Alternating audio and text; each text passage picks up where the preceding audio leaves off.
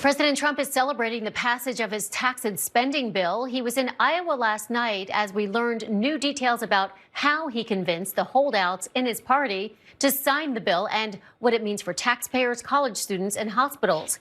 ABC's Perry Russum has details. Perry, good morning. Allison, good morning to you. President Trump will sign the bill at the White House today, marking his achievement and the nation's birthday with B-2 bombers flying overhead.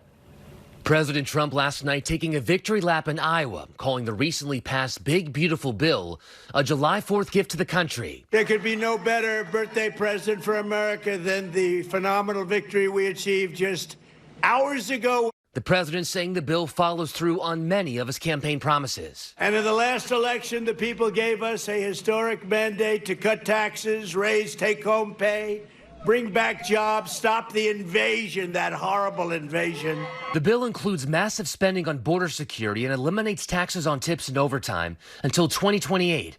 Overall, it includes roughly $4 trillion in tax cuts. Nonpartisan groups say those cuts disproportionately help the wealthy.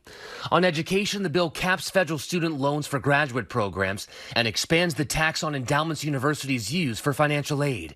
It also makes Pell Grants available for non-degree programs, meaning someone getting a forklift driving certification or AI computing certificate could qualify.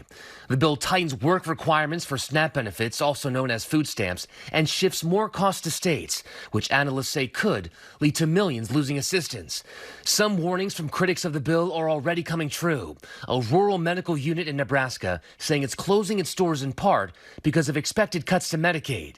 The clinic, which is in a district President Trump won by more than 50 points, says Trump's Big Beautiful Bill has made it impossible for us to continue operating all of our services, many of which have faced significant financial challenges for years. The fear is that many more, if not hundreds more hospitals could also be at risk of closing their doors in rural communities, or they may have to make some tough decisions, such as cutting specific programs that are more Medicaid dependent, such as labor and delivery units, emergency departments, and programs for substance abuse.